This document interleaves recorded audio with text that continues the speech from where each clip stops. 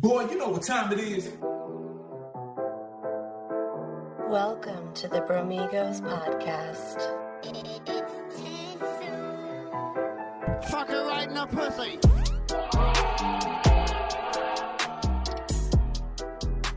Oh, ladies and gentlemen, welcome back to the Bromigos podcast. We're glad you could make it. We're glad you're here. We're glad to see you, even though we really can't see you. But it's another Thursday. We in the stew. Not really in the stew. We're on the computer doing our normal thing. But it's been a while since we've been able to talk about sports. We're going to get into a lot of things today. We're going to talk about the NBA playoffs. We're going to talk about Ron DeSantis' bitch ass. We're going to talk about Don Lemon getting fired. We got to talk about Tucker Carlson getting fired. You know, a lot of big news in the world, especially in America, in recent history, in the last couple of days. So we got to get deep into it. But you know what it is. It's your boy, Dane Money. What's poppin', y'all? How y'all doing? Hoochie Man, holding down as always. Hoochie Man, hold it down. And of course, it's the undercover brother. No Panama Red today, or as I now call him, Germany Red, because he is living in Germany after all. So now I'm joking around and calling him Germany Red nowadays. You know, he's bringing that fucking Germany weather over the Jersey too. It's been fucking cloudy and rainy all day. So that's all right. It's all right. That means the pollen count's down. That's all I need. The pollen count needs to be down. Absolutely. Allergy season. Allergy season. All right. Anyway. So, what do you want to start with? Because you listed all those great topics, but what would you like to start with today? We did. We all know the NBA playoffs are going to be a big one. So let's start with something smaller. Ron DeSantis. I sent this in a group chat the other day. So apparently, Republicans are in Florida are going to try to make it legal, make it a law, make it possible for Ron DeSantis to not only, if he wins, to hold political office as president, but hold office as the governor of Florida at the same time? No. Like, I don't know about y'all, but that's supreme dick riding right there. Like, y'all really on DeSantis' dick that hard that you gonna let him be governor and president at the same time? Like, I think that's utterly ridiculous. That is utterly ridiculous. And when I said in the group chat, remember I went off a little bit. I went off strictly because it's like, that's simply an abuse of power. But that's what white people do. Like, white people will I don't do really, and I would say I don't really see it as that. Because, look at, first off, it takes a huge responsibility to be president of the United States. Look at Obama before he became president and look at him after. Like, the amount of stress it has on you is hard enough as it is. Imagine trying to run a state and a country at the same time. I just don't think that's possible. If that's what he wants, then sure, but of course he has to win. But that's a breach of government though, because, or I don't know if that's what the term would be for it, but because think about it like this, like, listen, I don't dislike Ron DeSantis. I'm kind of more or less indifferent. I don't have the hate boner that a lot of people fucking have for the guy. But the thing is that you can't really have why is this even a discussion? Like, and it's not even that DeSantis brought it up himself. It was the fucking people within the party in Florida that are the ones like pushing for this. So it's like, why would you now all of a sudden decide that you want to infringe upon certain laws that have been in place to prevent this sort of thing? Because it's just more power to give to somebody. And I say this as like a more or less a moderate Republican. It just doesn't make any fucking sense. And to Hunter's point with the whole, the amount of stress that it takes to actually run a country and then in addition continue to run your own state. Like, I just feel like there's a breach of power or there's a breach of whatever law somewhere there, that the fact that this is even brought up kind of bothers me, Fuck a breach. This is blatant abuse of power if that were to abuse of power would be the better term for it, yes. Because messed up with my camera. But just from a political standpoint, how could you as a politician allow somebody to be a governor and be a president at the same? Doesn't make sense. It doesn't. Really doesn't make sense. Why would they do that? Makes no sense. Something I don't understand. So if DeSantis wins presidential election and can't run Florida, then are they really that concerned that someone else is going to come in and change stuff they already had up? But the thing is, it would be someone else that was under him that would take the fucking reins. And odds are, if someone's working under DeSantis, it's going to be more or less what DeSantis was doing anyway. So, like, what the fuck is the point? This is why I'm kind of in line with the idea that governors shouldn't run until after their term is completed. Whether it's their first term or their second term and they want to run for president, do it after the fact. Because to be honest with you, all these governors now throwing their hats into it is like, it's like a fucking shit show. And the ones that are running, oh my God, I would not want them running our country. You already run your state shitty enough, bro. Don't bring your bullshit on everybody else. All right. I don't want Ron DeSantis running the country. All right. You run Florida, dog. That's bad enough. That is bad enough. That's bad enough. Abbott, I don't want Abbott either. Texas is bad enough. Keep Governor that Wheelchair? bullshit in Texas. Nope. Keep that bullshit in Texas. Keep that bullshit in Florida. Keep that For bullshit someone in who's Texas. for someone who's as patriotic as Governor Abbott, for one, he can't stand for the anthem. So I think that's pretty unpatriotic in my book. Fuck him. What do you mean he can't stand for the anthem? It was referencing that he's in a wheelchair, that he can't stand up. Oh, he is? Yeah. Bitch ass nigga. Yeah. Honestly, and this is tying my view of NASCAR into things, because when Texas Motor Speedway had the All-Star race and they announced that Abbott was going to wave the green flag, but he was going to do it from pit lane, I was like, well, why is he doing it from pit lane? And that's when I found out, oh, he's in a wheelchair. Oh, go figure. Well, that's Texas for you. In a nutshell. Yeah, man. Politics, dude. But hold on a second. So if you don't want anybody in the Republican Party, Dante, running, then who would you want? Because it seems like you hate all Republicans. The Rock. And that's just my view of it. I just don't care anymore. See, like, my ability, my capacity to care about politicians and their views and everything, it's non-existent at this point. It's dwindling. You know, like, there's just no, especially being African American, there's no draw to another presidential election for me. You know, Obama was it. And once Obama hits, right, and then he gets out of presidency, there has to be something for me to vote for. Like, I gotta have a reason to vote. And these people aren't giving me a reason to vote. All I see is a bunch of politicians who care more about their personal endeavors and the amount of money they can get rather than taking care of the people in our own country. You know, I was really tired of Biden and Trump just having a fucking dick swinging contest in 2020. It was obnoxious. I'm really tired of a lot of these politicians who, and this is most politicians more than anything, will go out there and say they want to do one thing and then go in office and do the absolute opposite of what they said they were going to do. You know, there's no draw for me anymore. These politicians are all full of shit. You know, all they care about is how many views they can get on social media, how much money they can get from their donors. And then once they get that, they're good. You already know you're already going to have the news anchors like Tucker Carlson, and you know, you got the CNNs and the Fox Newses that are going to enable their bullshit anyways and praise it to a point where it's like almost like they shit don't stink, you know, especially when you're talking about Republicans.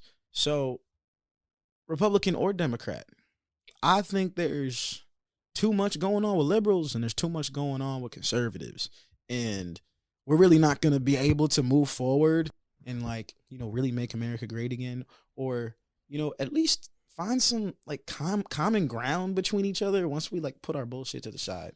The issue is that's non-existent. Conservatives think that, how do I put this? I gotta put this in the right way. Conservatives, in terms of politics, they only see things their way. Liberals only see things their way. But the issue is, liberals trying to make things easy for everybody. You know, everybody should get money. Everybody should get housing. Everybody deserves free education. And then conservatives are like, they care about shit that really doesn't matter, but the bigger issues that are out there, like gun control, like abortion, like domestic abuse, stuff like that, they don't really do anything about it. But if it has something to do with some LGBTQ, they want to go all out and spend all the money in order to shut them down. It doesn't make sense to me. It doesn't make sense. I feel as though we are as young voting people, we are living in the wrong voting generation. Because think about it like this. Now that you put it this way. Biden just announced that he is going to run again, which I don't think anybody wants another fucking 4 years of that. And if you do, you're lying to yourselves. Let's be honest. Will he even make it those 4 years? That's that too. Well, is he going to fucking make it those 4 years? There's that. Then there's the possibility, at least right now, that Trump is going to be running, or he's already announced running again. So that dick swinging contest which Trump, Donald or Donald Jr.? As far as I know, it's just Daddy Trump. That's all it is. But you have that. So there goes that dick swinging contest that Dante eloquently said is going to happen in 2024. That happened in 2020. So then, on top of that, now I don't even know if Ron DeSantis has even decided he's running or not. I haven't seen any official stuff, and I haven't really seen him do any quote unquote campaigning. He needs to fix Florida first.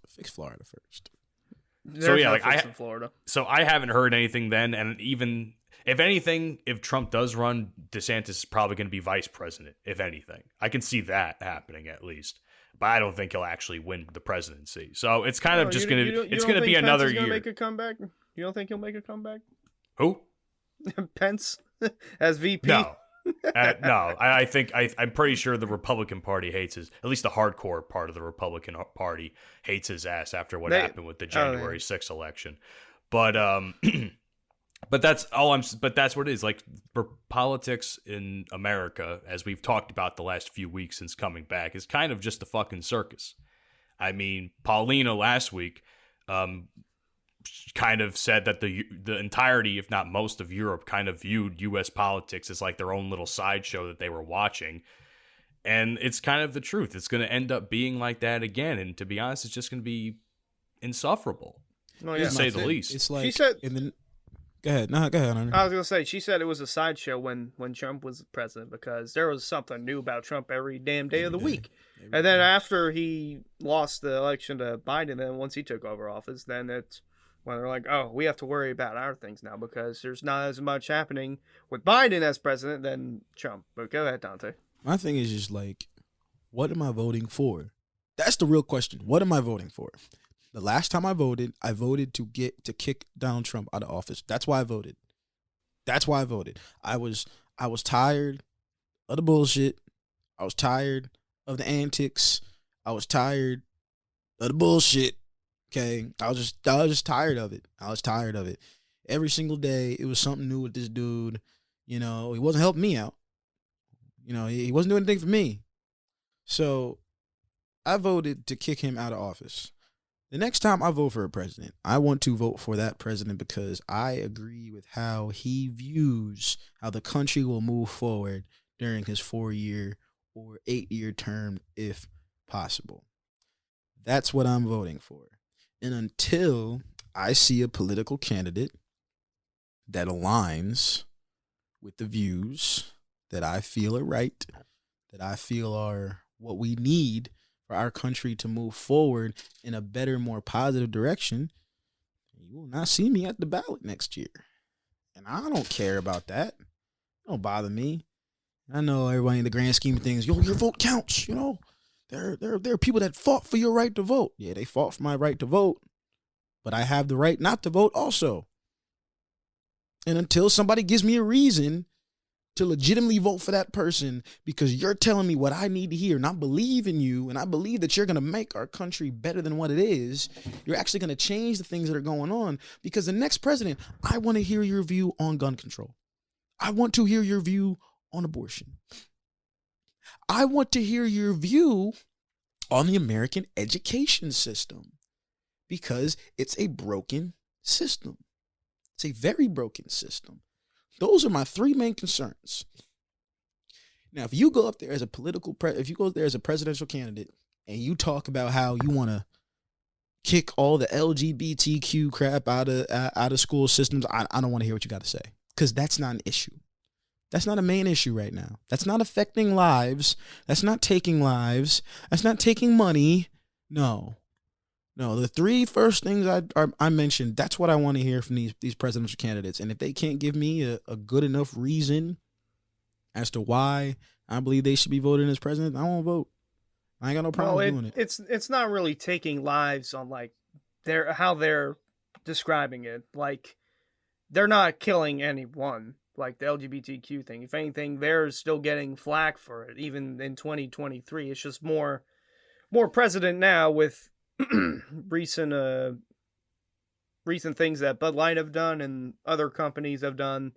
Which, by the way, can we talk about that video of that girl in the bikini trying to shoot the Bud Light, and like she missed the first 7 shots, but they still left in the video somehow? Or have you not? I mean, we've already covered it at this point. I know, it really we've covered it, but I mean, I think I know what video you're talking about, because I think I've seen the same video. And yes, she did miss like the first several shots right above the fucking cans, and it's literally point blank range, man. You can't fuck that up. I don't shoot guns, and I've never shot a gun, and I'd like to one day, but there's no way. There's no goddamn way. Speaking of politics, Tucker Carlson, Don Lemon, both fired. Actually, there's a whole list of things. I don't necessarily care about what they were fired for, but I got a question, and my question is, how does this affect the media power construct? Because, quite frankly, the most powerful person in political news just got fired. Tucker Carlson had the most views by anybody on a political news TV show of anybody across all the major news platforms. He got 3.2 million viewers a night. That's a lot. Every day of the week. He's on there every day of the week, Monday through Sunday. So he's gone. Don Lemon, the only speck of color CNN got over there at that channel, gone. So how does this affect it for the future? We gonna see some more firings? Or we gonna see some more honesty out of Fox? Are they gonna start speaking the truth now? No. No, I don't think so. If I may, can I read a list of things that I sent in the chat a few days ago? So yeah. I don't know who this woman is. It's a list of people that have either resigned or their news platforms are more or less dying. Susan Rice, don't know who that is, but apparently she's a big player in the media. She's gone. BuzzFeed, allegedly dead. Vice News, possibly next. CEO of MSNBC, resigned. Don Lemon from CNN, gone, obviously. Dan Bongino, who had the biggest weekend, I think it was the Saturday show he had. He had the biggest weekend show on Fox. He's gone now. Carlson, as you said, is now gone. So there's all these like big names and big brands that are getting shaken up by this whole media ordeal. It's like the power construct, I think, as you said, Dante, in the chat, is kind of crumbling a little bit. As it should. Let it fall. Let it fall. And we've talked about this ad nauseum, and I have mentioned in the past on previous episodes, there's no news to anything anymore. It's literally just opinions and biases and such. There's very few news shows that I can watch and think to myself, okay, they're actually not trying to push anything on me, and they actually allow people from the opposite side of the spectrum to have a platform and discuss it. Even if I may not agree, at least there's an opportunity of equality there to have a civil debate, more or less. There's very few shows, and one of the shows I'm speaking about is actually on Fox News, believe it or not, and that's the Bret Baier show, which is at 6. I don't watch it all the time, but like when it is on TV because someone else has it in the house, right, I'll listen to it, and I'm like, that's the way I would want news to be presented. No bullshit. Have other people from different walks of life talk about things, even if you don't agree. Like, there are people that are like, oh, Fox News shouldn't have like liberals on the fucking thing, or CNN shouldn't have fucking conservatives on, or MSNBC shouldn't have conservatives on. But that's the fucking point of a debate, and that's the point of getting points across, is to show different sides of the coin and maybe offer new perspectives and new opinions. That's what I think news should be, and in somewhere in there, the facts should be presented and such. I think all political shows should be debate based. They all should be. I personally don't want to hear one person's particular opinion on something political because it might not align with my opinion. But then what happens if people like them? More people watch. They're gonna hear that person's opinion and only think that way. But when it comes to politics, there are multiple sides to politics. I don't even think there's only two sides to politics. There's multiple. Oh yeah. We only split it into two sides because Democrats and Republicans get the most money. That's it. There are a lot more parties out there. And I've said this before, a lot of people in our generation probably align more with the Green Party, or they align with being more moderate than conservative, more moderate than liberal. You know, it's like, because me, some things I'm conservative on and some things I'm liberal. And that's just how it is, you know. Gun control, I'm very conservative about that. And I'm not like a conservative way of thinking, but I'm just like, I think there needs to be certain rules in place that need to, because what's going on now with all these damn shootings every goddamn week? I mean, shit, you show up to the wrong address, you might not leave the stoop. Like, that's getting crazy. How many stories have we seen over the past week? People showing up to the wrong address. First of all, nigga, how you keep showing up to the wrong address? What's up with y'all, man? Like, where y'all going? There was like Uber 5 Eats. in a week, right? Like, because saying, it was bro. that one. It was That's that what I'm one saying, black bro. kid that got shot, Yup. and I think he survived. I think, right? If I'm He not survived. mistaken, He got Okay, so- discharged from the hospital. Yeah, he got discharged. That's good to know. So he survived, and then after that instance, because I don't know about you guys, but I've never heard of all these instances of these wrong address shootings happen all at once. All And I week. feel like after that one, it was one after another after another. And in some areas where the actual state laws are stricter than, say, most of the country. Like, there was a couple up in New York that I saw. And New York has probably some of the strictest laws in the entire country when it comes to owning and having a gun. So it's like, I don't know what the fuck to say to that. That's say- happening in those areas. Well, the one that really, and the one in Kansas City where the black teen got shot twice, that's where that happened. That one was pretty bad, but the one that really got me was the one in Texas where high school girls cheerleading, they got into someone's car by accident who they thought was their friend's car. And then the guy got out of the car after the chick already went back into the right car. She was going to apologize, saying, "Oh, I'm sorry." Then he just pulled up and shot her. It's just stupid. Like, he willingly chose to get out of his car and to shoot someone over something so little. I agree with you on that, but also to Dante's point, how the fuck do you get in the wrong car? Like, do you not see That's who's in the possible. driver's No, seat? that's possible. That's possible. Well, I don't understand. You know, you on your Uber app, you see a car. It's like, oh, I think it's the person's car. You end up getting to the wrong car. It happens. I've had people come up to my car before I thought it was an Uber, and I'm like, no, not your car. I'm not gonna pull out a gun and be like, bang, bang. That's ridiculous. That's ridiculous. But I think we should adopt Chris Rock's way of thinking. I don't know if y'all seen Tambourine, last special, not the one that just dropped, one before that. He said, yo, all this gun violence and everything, we should start paying per bullet. If you had a gun and you had to buy bullet per bullet, you would really think about who you had to shoot. You like, damn, am I really gonna waste my bullets on these kids? You know, just saying. Like, if you had to buy a bullet per bullet. I say, don't give What's Mr. like Krabs a $10 a gun. bullet. Could you imagine $10 a bullet? Damn. That's like petty Could you- change to some. Could you? I mean, how much? I don't know how much money a box of bullets actually costs, but it's probably like a little over, like it's probably like $20-$30 or something. And then each one of them comes with, like, say 40 to 50 bullets in a box. So could you imagine paying $10 per bullet That's in paying that box? $400 for a thing of bullets. That's wild. You think about that before you shot somebody. You'd be like, oh, man, that's $30 right there. You know? Yeah. You got to think about it.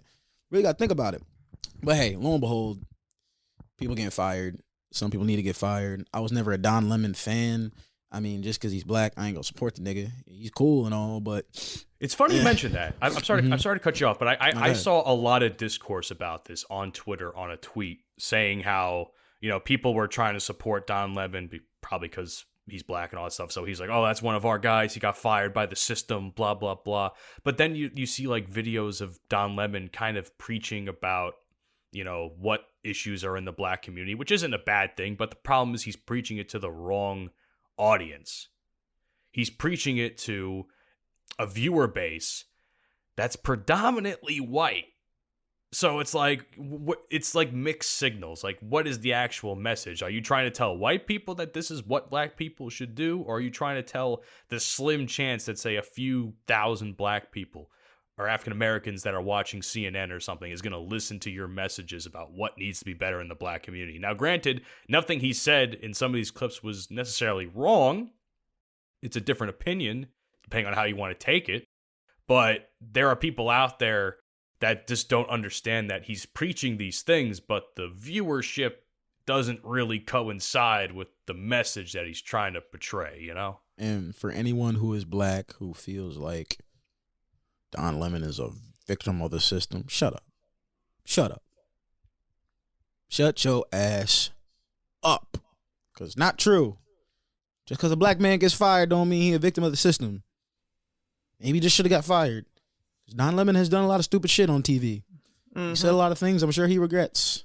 No, that's just part of it. And sorry, but with all the heat that's coming down on Fox and CNN, sometimes you gotta let certain motherfuckers go. Nigga, you had a long career there. 17 years at one job is a long ass time. You made your bread, my nigga. Do like everyone else does in media. Start a podcast and make your own money. You tell me right now, if Don Lemon started a podcast, he wouldn't have couple 100,000 viewers. Oh yeah, he'd be raking in money, nigga. You have the bread to set up your own studio in your crib. Do you think, bro? You're good. You're good. You're good. You made your millions. You gonna keep making your millions, and now look what's gonna happen. He's gonna get invited on TV shows, and he's gonna have guest spots. He's fine. He got fired from CNN. And you can make the same argument for Tucker Carlson. You can make the Tucker exact Carlson, same argument. Carlson, if he started a podcast, he'd have he already technically had 500,000 one. listeners. Well, it's going to be more now. Oh yeah, well, I mean, a lot of people are like all upset about that he left, but it's like, oh yeah, they're like, I'm done. I cancel my Fox Nation subscription. It's like, all right, see ya. That's literally what the response has been like, and I think. And we've talked about this before, because if you guys have noticed, every time we talk about political shit, like we have like all these conservatives trying, quote unquote, trying to clown us in the comments section. And really, they look like fucking idiots because they're just as misinformed about the whole thing. Even if we're slightly misinformed, they're more or less definitely misinformed about everything. I know we already talked about the Bud Light thing, but seriously, like in a year before this controversy, I've barely seen Bud Light at all. And I've seen more Bud Light after it. Go woke, go broke. I've seen more of that within the last month than like the last year in general. For anyone that's not going to drink Bud Light because it's got a rainbow flag on it, does the rainbow flag change the color? Does it change the flavor? Does it change the consistency of the beer? Is it going to make you gay if you drink it? No. So stop being a bitch and drink the shit. Beer's already nasty, ho. Only thing Bud Light's good for is fucking beer pong, and that's it. Yep, that's it. All right. Anyways, you want to talk about the fun shit now? Listen, let's talk about the fun shit. Let's talk about the fun shit. The NBA playoffs. All right. This is what I'm gonna say about the NBA playoffs right here. This is my opening statement. All right. This NBA playoff has some of the craziest narratives possible. Right? Kawhi, Paul George, hurt, fourth year in a row. Losing the first round of playoffs. They're done. Who knows what's going to happen to the Clippers next year? All I know is at the end of the season, I do not want to hear the Clippers are a championship contender next year. I don't want to hear it. I'm done. I'm tired of it. I'm over it. I'm done. All I think they should just blow that whole thing up. Blow it up. No, seriously, blow it up. Because you're paying two of your best players all that money and they're not on the court. And I understand. Now, I'm not going to be a Stephen A. Smith and tell Kawhi Leonard to retire. You have a torn meniscus. Listen, when it comes to playing professional basketball, you got to play the most of an 82-game season as you can, the most amount of games you can.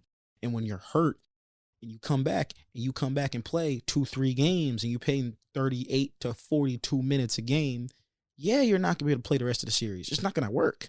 The last game Kawhi Leonard played, he played 42 minutes of basketball. Tore his meniscus.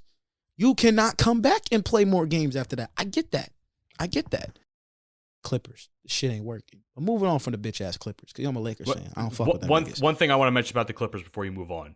Mm-hmm. I'm pretty sure, whether or not he was hurt, obviously Kawhi is hurt. He's not going to be able to play. But then all the shit he was dealing with personally. Did y'all hear about his sister? His sister fucking murdered somebody. She's going to prison for life without parole or some shit. Could you imagine what that's? Lady.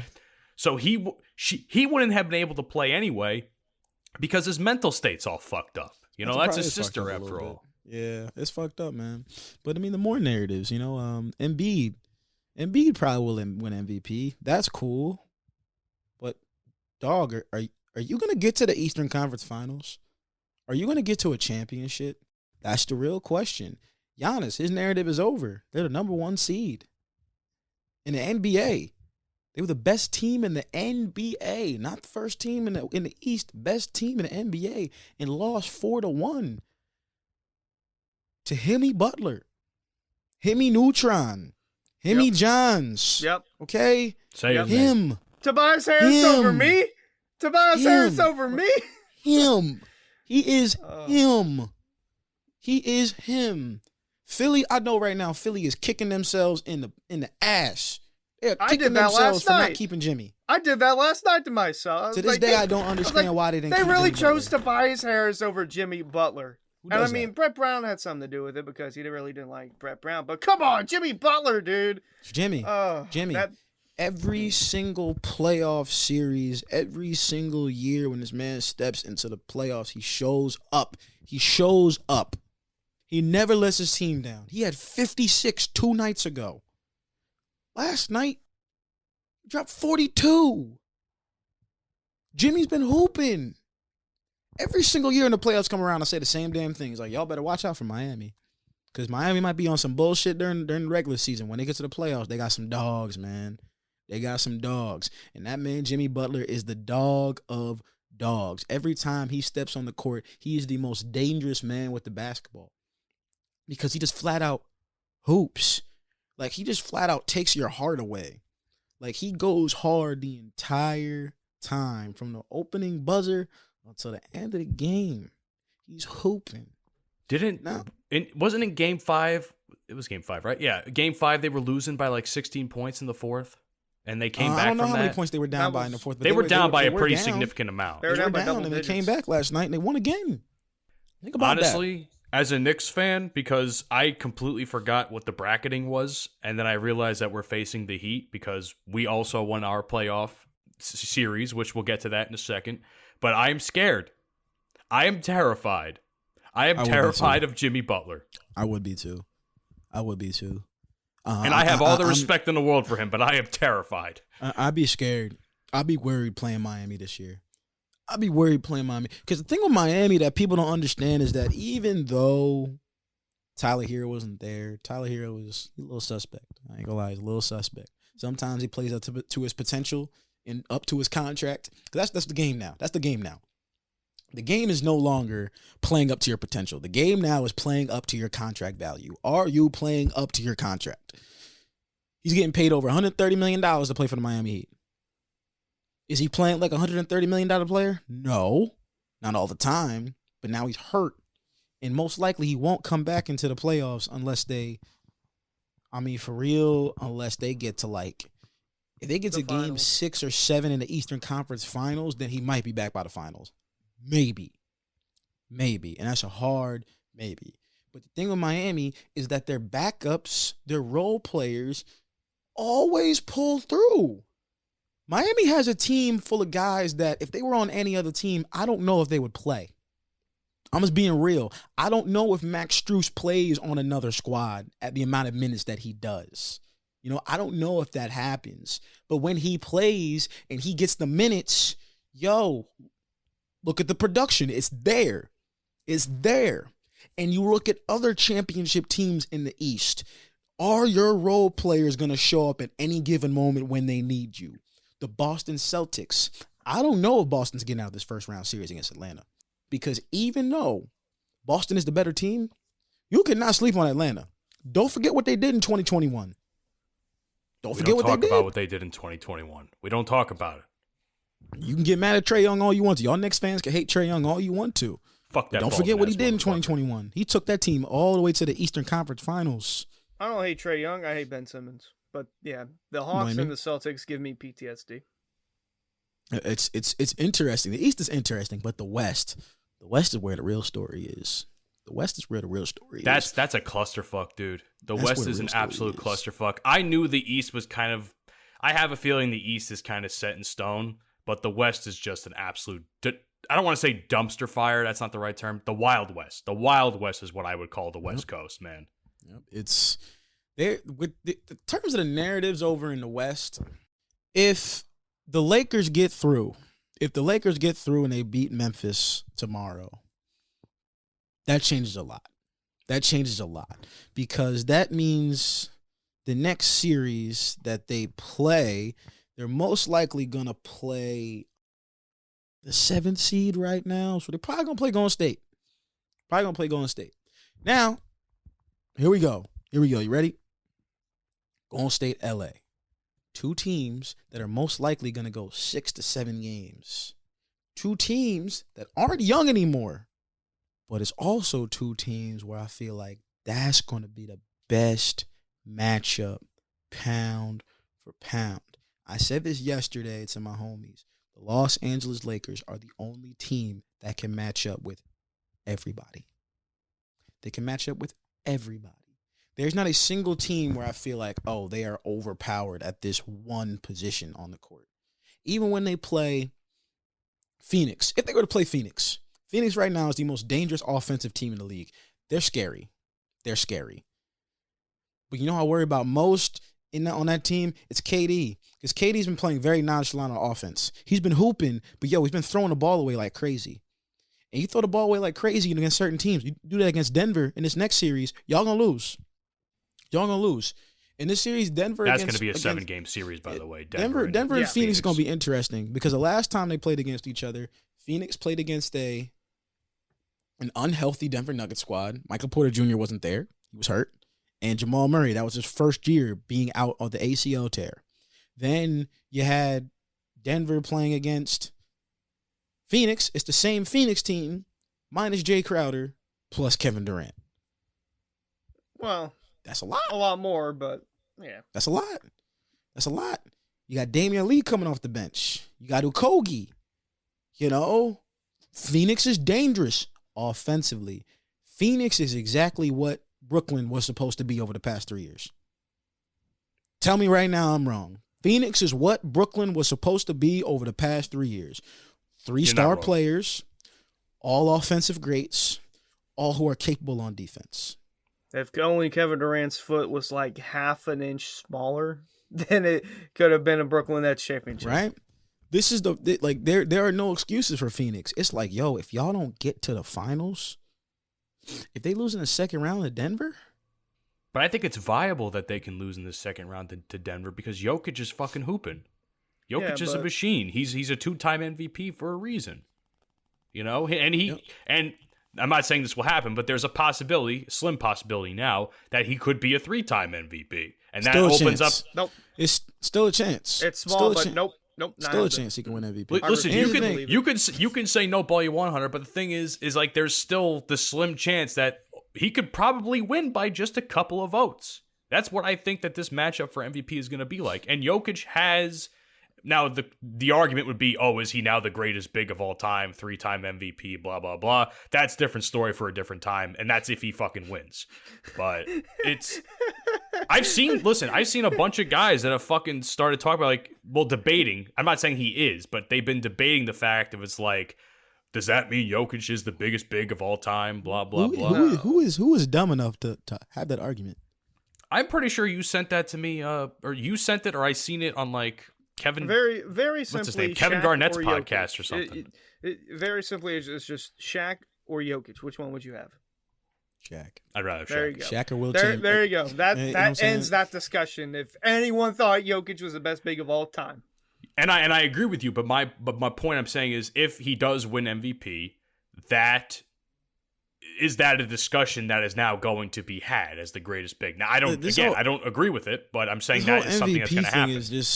It's getting old, bro. It's getting old. Okay, To me, yo, just give Jokic an MVP. Just give it to him. Just give it to him. Just give it to him. Embiid doesn't deserve the MVP. Why doesn't he deserve the MVP? It ain't because he ain't been hooping. The only reason why we're giving the MVP to Joel Embiid this year is because of voter fatigue. They don't want to vote for Jokic again. But in reality, what has Embiid done this year that's so different from the past 2 years he didn't win? He was in second place. What has he done that's been vastly different? For me, when you're the MVP and you win multiple times, you got to do something different for me to like the last time Bron won MVP. He should have been Defensive Player of the Year at the same time. He rose above defensively. He was so much more efficient offensively. So he won MVP, right? Jordan. When did he win MVP the last time? Huh? When did LeBron win MVP last 2013. time? 2013. 10 years Wow, ago. it's been that long. Holy shit. It's the last time he won MVP. Jordan has 5 MVPs. Every single time he won MVP, there was always something different that went into it. You know, he led the league in scoring, but he was also one of the best defenders in the league. They went to a championship, number 1 seed, or he's averaging 36 points a game, or they go 72-10. You know, Embiid, he's leading the league in scoring. Besides that, he has done nothing different than what he has been doing over the past 3-4 years. They're going to give him that MVP. But if MVP is what he's worried about, he's got the wrong mindset. Philly has to worry about getting to an Eastern Conference Finals at the very least. You have not tasted the Eastern Conference Finals in over 2 decades. In over 2 decades. 2001, when y'all last made the finals, was the last time you got to the Eastern Conference Finals. You haven't been to an Eastern Conference Finals since. Wait, didn't they make Eastern Conference? That they've had. Didn't they make Eastern Conference against Toronto? That was the second round? That was the second round. Okay, I'm wrong. Game 7 I was second misinformed round. on that. That's what I'm saying. 2018, y'all had a championship team. You lose to Boston. 2019, y'all have a championship team. You lose in 7 games to Toronto. That one still stinks because that 2020, y'all was hurt. I know it was the bubble. Who'd y'all lose to? Boston again. 2021, who y'all lose to? Atlanta. Boston. Oh no, Atlanta. Oh yeah, it was Atlanta. You're right. 2022, who y'all lose to? Atlanta. Hemi Butler. No, that was Miami. Yeah. So it's a recurring theme. Philly fans, I get it. Y'all want Embiid to win MVP. That should not be the mindset. The mindset is, let's get to this championship. Let's get to this championship. I know y'all upset that Jokic won MVPs the past 2 years, blah, blah, blah. He hasn't been a first seed. Okay, listen, if anything, the one who should be MVP, it should be him. Number 1, he's still in the playoffs, not Giannis. All right? On top of the fact that, like I said earlier in the year, every single box on that checklist that Jokic has had against him in terms of him winning MVP over the past 2 years, he has checked it. He has checked it. They said he can't do the same thing with his 2 best players. They're the 1 seed. They said Denver won't be a 1 seed in the West. They can't do it. They can't do it with him playing the way he has been. They're the number 1 seed in the West. They said he couldn't put up the same stats. He's put up the same stats. Even more efficiently. Dude shot 52% from the field this year, and he doesn't just shoot by the basket. He shoots threes, he shoots jump shots, he gets attacks off the dribble, pick and roll, pick and pop. He can do everything. But Philly fans worry about Joel winning MVP. Fuck that. What were you going to say, Hunter? Finals. I was going to say, I think why people are tired of Jokic is because of this whole, and I think this as a whole is dumb, this whole advanced stats thing, like higher velociraptor or whatever. Like, they're just bringing in stats that, like, no one really cares about. Like, everyone look at points, rebounds, assists. Okay, that's cool. Field goal percentage. Yeah. Blocks. 3-point percentage. Yeah. Blocks, steals, free throw percentage, all that stuff. I don't want to know how many times Jokic has scored in 30 seconds with, like, his 2 feet tied together. Like, I don't need to know that stat. Like, it's dumb. And it's just a common occurrence with him more this season. Like, whenever I'm looking in replies of, oh, well, I think this guy should be higher on the MVP, this guy should be lower, and they just bring in some like box graph of like 15 different stats that no one cares about. It's like, stop. I don't want to read into that. I think that's just what people are tired of seeing. Advanced stats matter to an extent. Because there are certain advanced stats that I like. Player efficiency, I feel like it's very, very important, especially in today's game, because now you get to see the value of a particular player when they're on the court. But PER, I don't understand. Like points per 30 minutes, I don't get that because there are some dudes that you look at their advanced stats and they're averaging like 20 a game. I'm like, but their average is like 15. But the advanced stats, like, the one advanced stat that I like is the true shooting percentage. True shooting is interesting because true shooting doesn't take your regular shooting percentage. It bases it off the kind of shots you're taking. You know, so I think Jokic's true shooting is up there in like the 60 percentile because of the kinds of shots that he takes, the difficulty, you know, things of that sort. Like Steph Curry's regular shooting is at like 40 something, but his true shooting is like 50 plus. There's a difference there. That I understand because based on the kind of shots you take, if you're Steph Curry, you're constantly taking shots from 40, like 35, 40 feet away.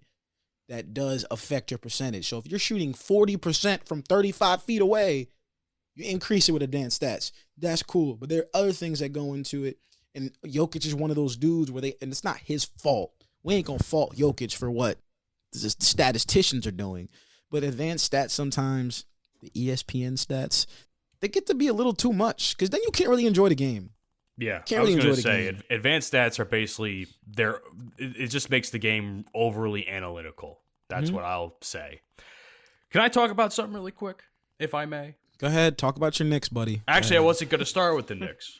I was going to talk about Brooklyn and how can we finally admit that Brooklyn no longer runs New York because they really never got off the ground with the big three. They had Kyrie, they had Durant, they had Harden. Everybody was thinking, and all the Brooklyn fans were thinking, this is it for us, guys. We're going to have a championship. We're going to have a dynasty. And then now look what happened. In the span of a year or two, not even, all three of those players are not only no longer on the team, but they got fucking embarrassed in a playoff spot that I didn't really think they deserved to even be in. They just had like those little extra bit of wins that got them in there. So let's just say this, man. Brooklyn's trash. I've said Brooklyn's been trash. They were gonna be trash. I don't know, man. I don't think Brooklyn's trash. They're not good, but they have the pieces there to become better. A lot of talent. Mm-hmm. They got a lot of talent. You're gonna call Ben Simmons talent? Ben Simmons doesn't play, so I'm not talking about Ben Simmons. Talking about Mikal Bridges, Cam Talking about Johnson. Mikal Bridges. Also, first of all, Cam Thomas. Why is he not on the court? Yeah, why doesn't he play? Every time he plays, he drops like 30 points. He's a walking 40 ball. Mm-hmm. He's a walking 40 ball. I've seen it happen multiple times. Mikal Bridges next year is going to be an all-star. I can finally say it on recording. Next year, Mikal Bridges will be an all-star. And if he plays up to his potential, he could be an all-star starter. Don't say I'm crazy, because I bet y'all ain't think Andrew Wiggins was going to be an all-star starter last year, did you? Did you? No, you didn't. I know you didn't. Thank you. All right? Listen, Brooklyn just has a terrible front office. They've always had a bad front office. Over the past 10 years, since the Brooklyn Nets have been in Brooklyn, they have been the worst run organization in the league. They have been. All the talent, all the Hall of Fame talent, all the All-Stars that they have had, and this is who the Brooklyn Nets have had in the past 10 years. Jason Terry, Paul Pierce, Kevin Garnett, Jared Allen, D'Lo, Theo Pinson, Kyrie, KD, James Harden. They've never seen the Eastern Conference Final. They That's always get 9 knocked out in the All-Stars, second by the way. round. That's 9 good players on that list. I just gave you I thought they did go to the Eastern Conference Final with Milwaukee. when When? 2021, pretty sure. Because if they beat Milwaukee, they would have been in the final against Phoenix. That was the Eastern Conference Finals? Unless I'm 2020? thinking that was a series 2021? before. 2021? You might be right. I'm checking it. Don't worry. You might be right. But still, all the talent that they've had, they haven't done anything with it. And the thing with Brooklyn is that they trade away great talent, great young talent for like bigger stars that don't end up panning out the way they're supposed to when they get to the team. Remember who they gave up. Oh, Seth Curry. They had Seth Curry. Shout out, by the way. Always performs well against Philly. They've had all-stars. Cleveland is Cleveland right now because of what Brooklyn gave up. Cleveland is Cleveland right now because of what Brooklyn gave up. Before they got Donovan Mitchell, that was basically Brooklyn's best players that went to Cleveland. Karis LeVert, Jared Allen, they all played great basketball over there in Brooklyn. They were the stepping stones for what Brooklyn was about to be. They let go of D'Lo. They let James Harden. Why would you let James Harden go? Why? Like, literally, why would they let him go? I know Kyrie. He wanted to be traded, but you don't have to trade him. Unless he's going to do some Kyrie shit and be like, I'm not going to play. You didn't have to trade him. The reason why he got traded was because of y'all negligence, because of the way you guys are running the organization is terrible. All the talent that Brooklyn has had, and they've done nothing with it. It's talent that comes and goes, or they get them and they trade them off when they really shouldn't. They should keep them in the first place. This could be Brooklyn right now. This could be their starting five right now. Kyrie, KD, Jared Allen, Karis LeVert, and you could put in whoever the fuck else you want in there in that 4 position. That's a great starting five right there. That's a great starting five. So over the past 4 years, you've turned Kevin Durant, Kyrie Irving, and James Harden into Mikal Bridges and Cam Johnson. And Dinwiddie, but that's it. And you keep getting knocked out in the first and second round. By the way, going back to our point about the 2021 Eastern Conference Finals, Milwaukee beat Atlanta. They did not. They must have beat Brooklyn on the way over. Right. Atlanta got all the way. Game 5. Took it to 5 games. We knew Atlanta wasn't beating Milwaukee. We knew Game 6, actually. They won 2 games? They won 2 games, yes. I didn't know they won 2 games. Still. Well, they've already won 2 games. Here's the real question, though. Who's going to win it all? Who's going to win it all? No. Actually, let me change that. Let me change that. Because we all gonna pick our. We should all pick our favorite teams. You don't pick your favorite team, you're an asshole. All right. If you don't pick the Sixers, if you don't pick the Knicks, you're not a real fan. Because I'm picking the Lakers. I think we have a chance. But here's my real question: what happens after the playoffs for the NBA? What happens? There's gonna be a lot of changes this summer, man. This might be one of the biggest summers of all time. I think the dynasty for the Golden State is no longer the dynasty. Yeah, people been saying that for the past 3 years. I don't know. I mean, I think it's very plausible that this year could be the beginning of that. I'm just being honest. Get rid of Draymond. They could get rid of Draymond. They better not. I'm not saying they should, but I'm saying that is a possibility.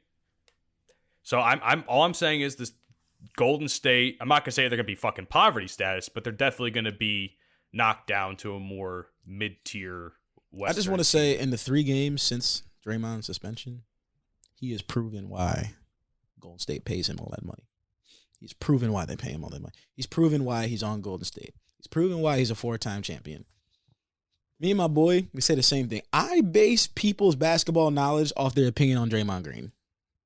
I base your basketball knowledge off your opinion on Draymond Green. If you say Draymond Green's a bad basketball player, I don't want to hear your opinion on anything else basketball-wise because it's obsolete to me. It's obsolete to me. One of the highest IQ players of all time. One of the winningest players of all time. Steph Curry's not Steph Curry without Draymond. He makes the game so much easier for him. He makes the game easy for Golden State. I think there are a lot of great teams where their best player has to guard the other team's best player. Draymond got that. He'll handle the dirty work. He'll handle, besides scoring, he'll handle that offensive load, rebounding, setting up plays, setting screens, setting his teammates up for plays. He sets up Steph so perfectly, man. sets up Clay so perfectly. He sees plays 3-4 plays ahead of them. I mean, it's insane the amount of IQ that Draymond Green has when he plays a game of basketball. But everyone gets caught up in all the antics. The antics are just part of him as a player. You can't have Draymond Green and not have both. You don't have the antics. Punching pool in the beginning of the seaon or before the season even started. Stomping the fuck out of Sabonis. Jesus. No. I think that was incidental. I don't think that was on purpose. But I also think that was blown way out of proportion because in a full speed game, it shouldn't look that bad. But when they slowed it down, it made it look so much worse than it was. Made it look so much worse. Well, that's really everything in slow-mo. You know, they're like, oh, yo, he stomped the fuck. Like, no, that's not what he did. First, he grabbed his ankle the first time, and then he put his foot back down. I'm sorry Sabonis got stumped on, but he also tried to grab Draymond 3-4 times prior to that. No one called anything. So, hey. Sometimes it takes getting stomped on to get the point across. But now here's the last thing I want to talk about. I'm not going to say I demand an apology, but I think I expect a little bit of credit now as a Knicks fan because after all, you beat Cleveland. No. Listen to me. You said it yourself, and you said something about how you want things to be recorded and on video. You said it yourself. The Knicks get no respect until they win a playoff series. So I think it's safe to say that we at least earned some of that respect. Maybe not all. Saying that. I remember saying that. Hunter, so, you know what? I think I know what episode that was. I don't know. I think it was episode 19.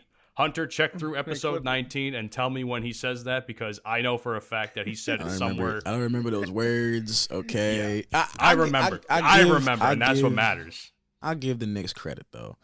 I said before the playoffs, don't let New York win. Don't let New York win. They won the first round series. I don't think they're beating Miami. I don't think they're beating Miami. They beat Miami. They'll make it entertaining. I'm just saying. It's possible the Knicks go to the Eastern Conference Finals. It's possible. Now it's a possibility. Whether you want to agree with it or not, whether you want to talk about Jimmy or not, it is a legitimate possibility that you could see the New York Knicks in the Eastern Conference Finals. Something you haven't seen since 2000. I'm sorry, something you haven't seen since 1999. Yeah. So and our young guys have really stepped up too. Like Emmanuel Quickly, he was hooping that last game. I missed the game because I was at work, unfortunately, but I heard he scored a lot. I heard he scored quite a bit. Mitchell Robinson has been doing a lot of good work for us, especially the last two games. Rebounding. Everybody better get on their knees for Jalen Brunson. Everybody better get on their knees. You guys clown the fuck out of me with that Jalen Brunson Clayton. Oh no, I love Jalen Brunson, Villanova Wildcat, baby. Listen, it's like how could they pick him over Donovan Mitchell? And I'm just like, let's see what happens. And look what happened.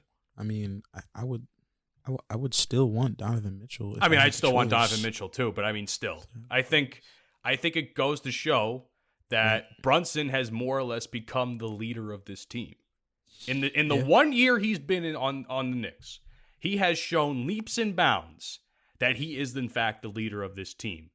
Randall could have had that mantle, but Randall's a fucking dumbass. So he's not going to fucking have that. He's a good player when he wants to be. And this entire playoff series, I wanted to rip his fucking hair out of his head because it's been hurt.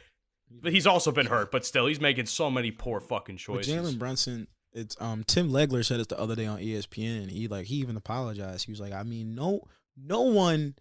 I thought Jalen Brunson was going to be a very valuable player in New York. I did. I didn't think it was going to be to this magnitude, though. It's kind of hard to think that because Jalen Brunson coming out of Villanova was a solid point guard on a national championship team. He was one of their best players. That team was loaded, first of all. Team was loaded. When he came into the NBA, you didn't think he was going to be a guy that could lead a team in scoring, lead a team to playoff victories, lead a team in general, by himself, because he's not one of those guys.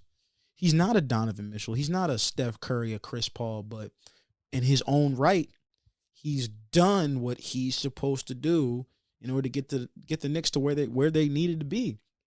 And now you're in the second round. The question for New York is, how do you get production when your second leading scorer, well, actually your leading scorer in Julius Randle's hurt? Julius Randle's production is going to go down. Well, I think it goes down. to show that the last few games, especially the last two, the one in the Garden and then the one last night in Cleveland, it goes to show that despite Randle being hurt and apparently re-injured, because I heard he left in the first half, they then, for somehow, some way, guys like RJ finally stepped up when we needed him to step up. And that's the next thing I was going to say. This next series predicates on how well RJ Barrett is going to play basketball. Mm-hmm. Which a lot of the times he doesn't play very well. That's the thing. How well is RJ Barrett going to be?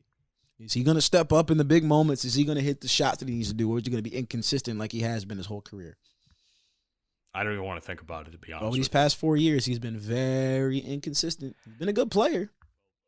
RJ Barrett's a good player. He's been inconsistent. You made the point earlier in the show where it's not so much about playing up to their potential, it's playing up to their contract. That extension's very hefty.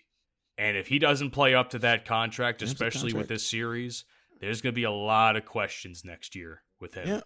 Yep. There's going to be a lot of movement around the league regardless. Once this season's over, there's going to be movement. Yeah. There's going to be movement. As a Sixers fan, I would just like, for once, Joel Embiid not to be in some sort of injured state. I was going to say, he's hurt right now, isn't he? Sprained LCL. Yep. So, like, what issues could arrive with that going into the next series? Because you guys swept Boston pretty... Brooklyn. Brooklyn. Excuse me. Fuck. Yeah, if we swept Boston, I would just celebrate that as a finals win of its own. My mistake. You guys beat Brooklyn pretty handily in a sweep. Yep. Now you have to face either Atlanta or Boston, and quite frankly, I think Boston's going to win that series. That's just my opinion. Boston, yeah. Mm-hmm. I don't know if you can beat Boston. I don't know if you can beat Boston, especially with a hurt Joel Embiid. So this message right here goes out to all the Philly fans. All right, it's for all the Philly fans. I want y'all to understand this. I don't care that Joel Embiid is hurt. If Joel Embiid plays and they lose this series, I don't want to hear, oh, well, they lost, but Joel was hurt. I don't want to hear it. I don't want to hear it. I don't want to hear it. I don't want to hear it. I don't want to hear it because I didn't make the same excuse for Giannis last night when they lost against Miami. Yeah, he was hurt, but he played in those last two games. He played those last two games. Therefore, you can be hurt. If you're hurt and you don't play and you lose, then that's the excuse. Well, Giannis was hurt. Well, Embiid was hurt and he was out, so they lost. That's valid. That's valid. That's valid. But if you're hurt and you play, you step out in that court, that means you're physically able enough to play basketball. Therefore, I'm not using injury as an excuse as to why you guys lost the series. I hate when that happens. I hate that because star players will play hurt, then they lose, and then the excuse is, well, they were hurt. That's why they lost. No, they just lost. They just lost. Maybe he wasn't on his game 100%, but he still stepped on the court. Once you step on the court, there are no excuses. I don't want to hear, oh, but my knee was hurting. Well, if your knee was hurting that bad, you shouldn't have been playing. Well, that's why I give props to Kawhi.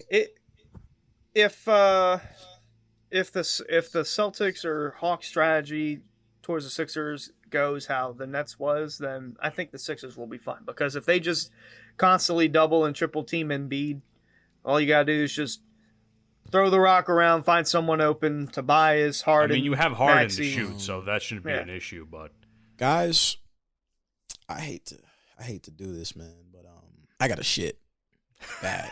So let's wrap this up really quick. Bad. This man's crowning on the back end over there. Shit, man.